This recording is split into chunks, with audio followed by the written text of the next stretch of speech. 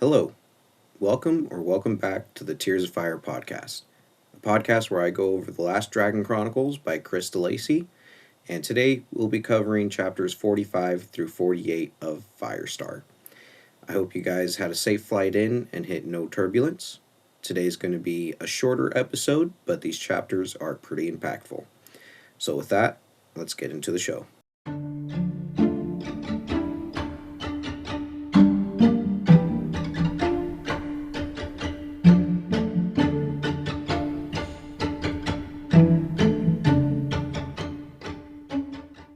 Last week we left off with Brother Bernard and Brother Vincent talking to each other and sharing a day down at the Folly.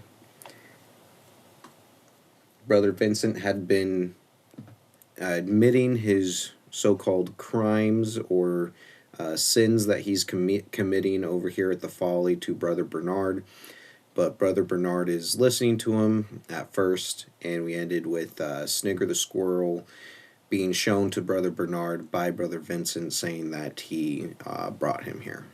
And so that's going to bring us into chapter 45, Prayers in the Folly. As Brother Bernard and Vincent are talking to each other, Brother Bernard's looking around the tower and he's able to see a bunch of the crumpled up papers that Brother Vincent had been writing on.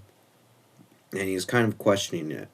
He admits what he's doing. He tells Brother Vincent that Hugo has asked him to not necessarily spy on him, but to watch him and report back based on their concerns for his health. Arthur is quite understanding, and he just tells Brother Bernard to do what he sees fit in the eyes of God, but before he does, to follow him.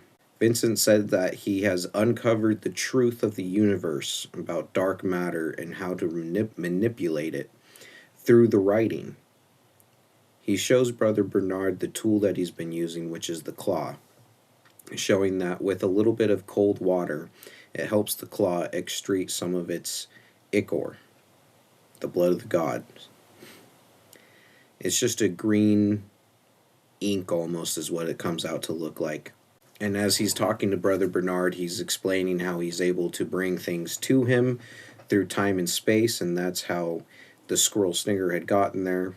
Brother Bernard seems to be just absolutely bewildered and doesn't really know how to handle it. He believes that he needs to contact Hugo and kind of turn in Brother Vincent, but before he can, Brother Vincent just asks him for 10 minutes of time, and he'll be able to change his entire perspective on reality. And again, yeah, these are short chapters, so that takes us to the end of chapter 45 and into chapter 46, which I think really, if this was a more mature book or written for an older audience, I think that chapter 45 and 46 could have been combined together, because we don't really leave anywhere. No characters are really added. That's a fat lie. One big one is added.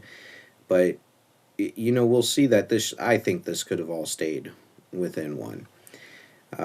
But so after that, Brother Vincent starts not necessarily running, but at a quickened pace, heads down of the Folly and walks across the beach into this cavern.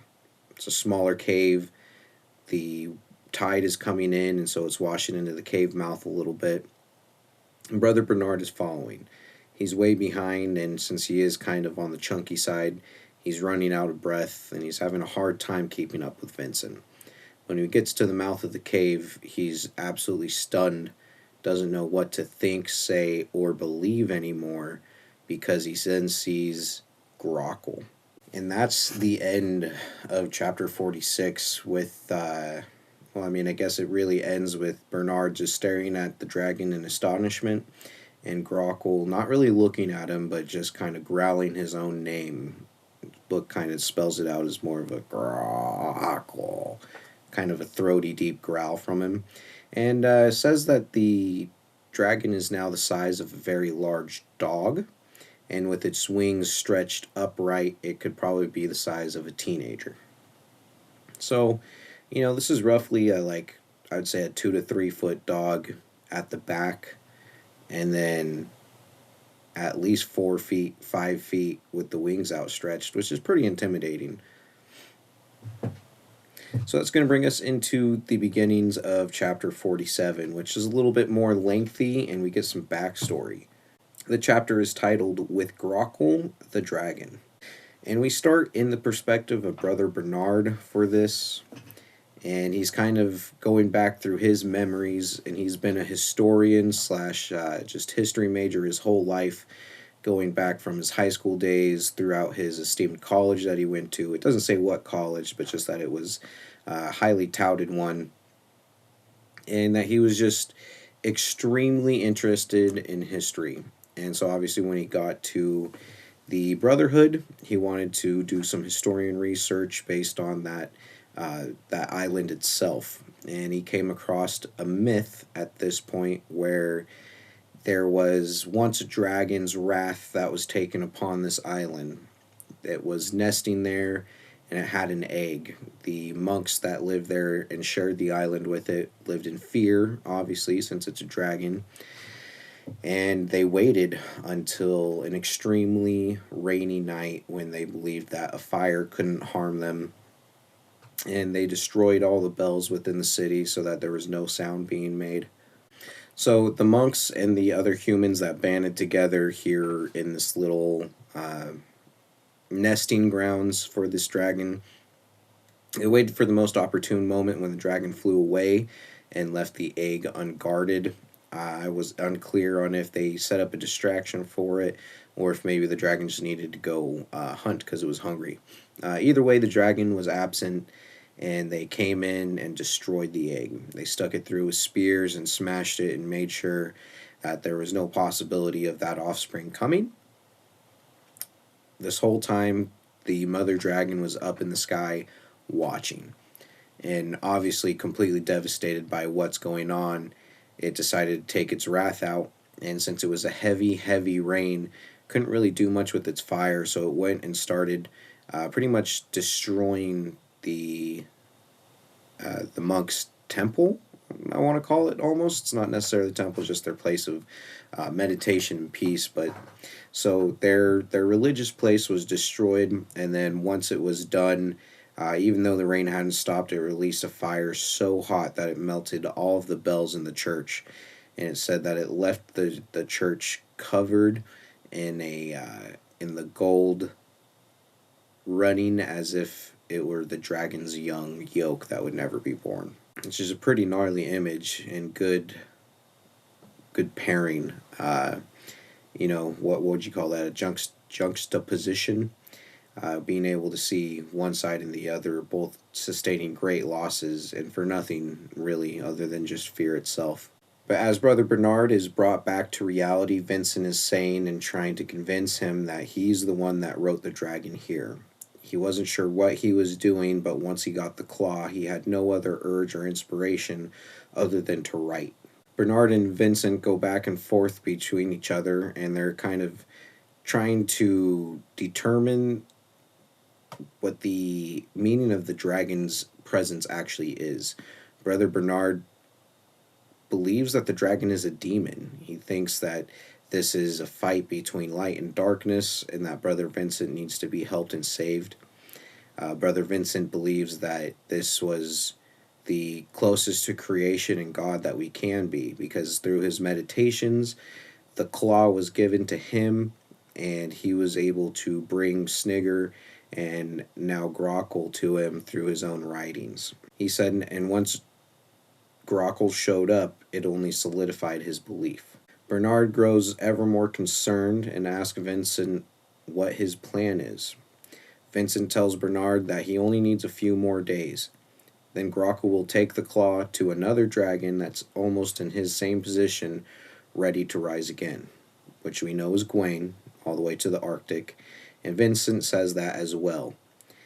So Brother Bernard then asks Vincent what he's going to do during that time. Vincent says that through this entire meditation phase and writing his stories, he's come to find that Liz was not unfaithful to him and didn't cheat on him or anything, and that her love was true and faithful. So when it's time, he will return to Liz and I guess, be with her. I don't know if he's gonna try to be happy and be happy-go-lucky, or what the plan is, other than just to return and say I love you. Uh, but yeah, so we're gonna get a little bit more information on that in the next chapter, chapter 48, Asleep in the Folly, 2 a.m. In this first couple pages of this chapter, which is another short one, but it's pretty interesting. We get the creation moment of the universe, and almost a combination of the Big Bang and God creating the universe himself with this little tale. But it's said that the Alma is all around, and the Alma was represented by white fire. There was nothing else. There was no space, no time, no land, no anything for anything to exist except for energy. And then it started to expand and expand until it started getting holes in it. And then it explained that these holes were the dark matter, or gravity. But they spell it a certain way where it's G apostrophe Ravity, right? Kind of like they're spelling out a dragon's name from back in the day. And it says that Vincent dreamed of Liz. The dream would go from the creation event where this fire is spreading and spreading and spreading. Eventually, it spreads into the shape of a dragon.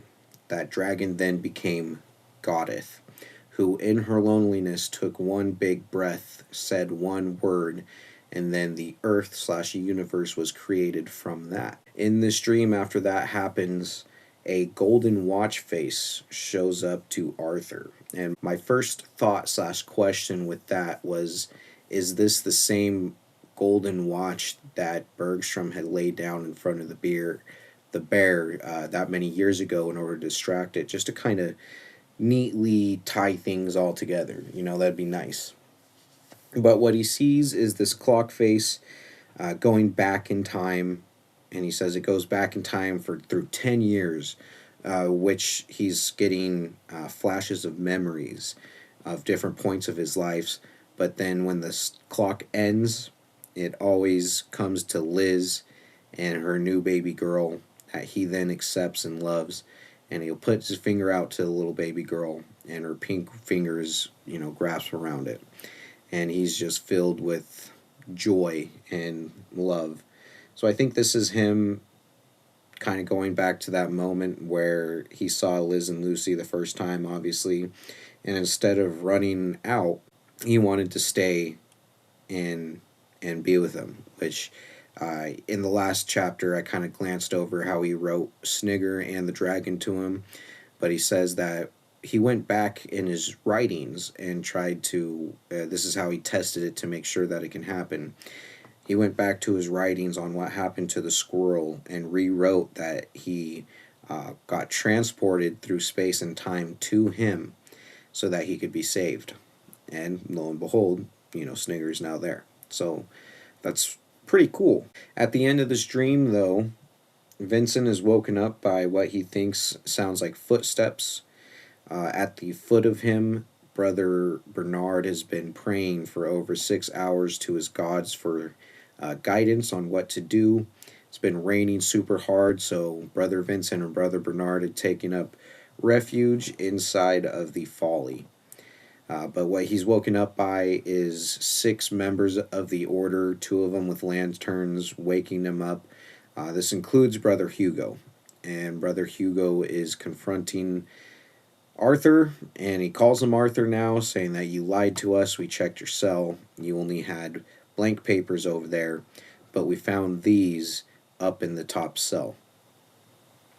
And one of the members of the order has a big box of papers that they found hiding under a burlap sack that I'm sure Brother Vincent didn't want to be found, period. It says that there was a cell phone in Brother Bernard's hands as well as Brother Hugo's, which means they were in communication, and I'm not sure how this religion itself is going. I don't think they've actually named the religion that Brother Bernard and Vincent and all them are practicing, but I'm sure that cell phones, maybe not that it's that they're not allowed there, but it's not good respect or practice to have a cell phone on and interrupting things in that spiritual place.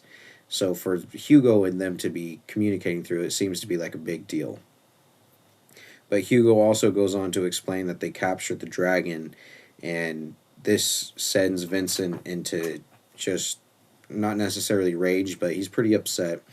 And he's begging just to let the dragon go at the very least. Give the dragon the claw and let him go. He'll be gone in only a couple of more days. But to end this chapter, Hugo kind of looks just absolutely regretful on the entire situation. I was unclear on if he was regretful of accepting Arthur in the first place or regretful of having to lock him away, but he does tell the rest of the order to go ahead and lock away both the dragon and Brother Vincent. And that brings us to the end of that chapter. So it's a good little cliffhanger. It makes me wonder how we're going to get out of this little kerfuffle where everybody's locked up. Is David going to come to the island and save us? I have absolutely no clue. So this is getting exciting. We're nearing the end of the book. We probably have 2 more episodes. And then on the third one, Miss Kaylee, my first guest who helps us wrap up books and have that, spacer in between, will be back on. So look forward to that. It's always a great, inspiring, and engaging conversation. So if you guys want to hear what she has, what her thoughts are on this book, please tune in. I'll keep you guys updated. Again, thank you for going with me on this journey. I hope you have a safe flight out and hit no turbulence.